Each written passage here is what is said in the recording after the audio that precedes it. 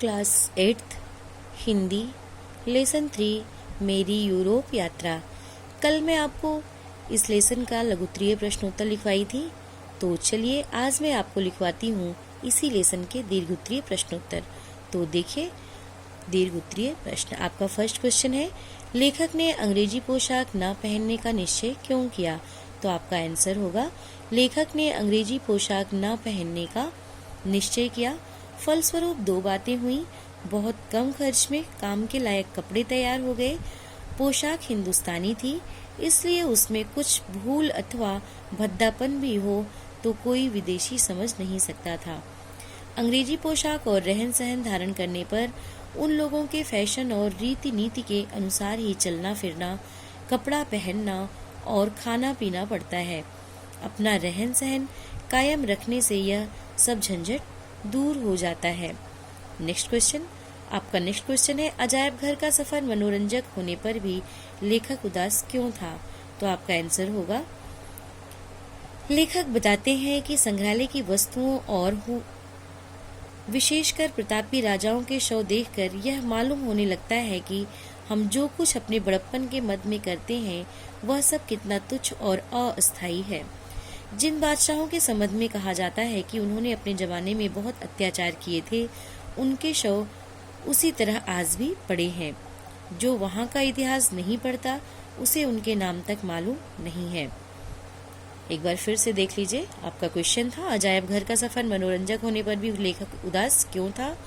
तो आपका आंसर होगा, लेखक बताते हैं कि संग्रहालय की वस्तुओं और विशेषकर प्रतापी राजाओं के शव देखकर यह मालूम होने लगता है कि हम जो कुछ अपने बड़प्पन के मद में करते हैं वह सब कितना तुच्छ और अस्थायी है।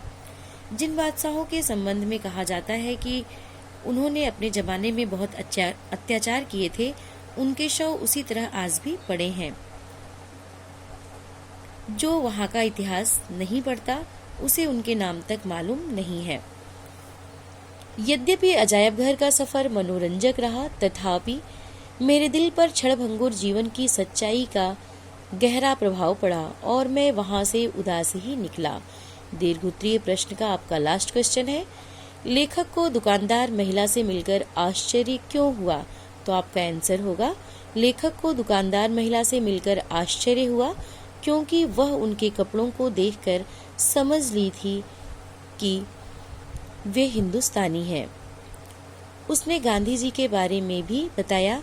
वह न केवल गांधी जी का नाम जानती थी, बल्कि उनके संबंध में जो ग्रंथ उसे मिल सके उन्हें वह पढ़ भी गई थी। एक बार आप लघुत्तरीय प्रश्नोत्तर का ये थर्ड क्वेश्चन चेक कर लीजिए। थर्ड प्रश्नोत्तर, इसमें एक शब्द छूट गया था, यहाँ पे देखिए। लेखक की आपका क्वेश्चन था, लेखक की पोशाक लोगों के कौतूहल का केंद्र क्यों बनी हुई थी? तो आपका आंसर होगा, लेखक की पोशाक लोगों के कौतूहल का केंद्र बनी हुई थी क्योंकि वे विदेश यात्रा के दौरान भी अंग्रेजी पोशाक नहीं पहने।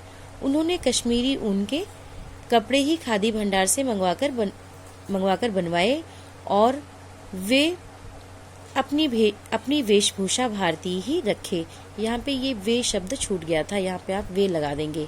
मंगवाकर बनवाए और वे अपनी वेशभूषा भारतीय ही रखे। तो ये था आपका आज का लघुत्तरीय और दीर्घोत्तरीय प्रश्नोत्तर। तो आज बस इतना ही आपका आज का होमवर्क है। यही दीर्घोत्तरीय प्रश्नोत्तर आप अपनी कॉपी में अच्छी अच्छी राइटिंग में लिखेंगे और याद भी करेंगे। तो आज बस इतना ही, आगे कल। Thank you.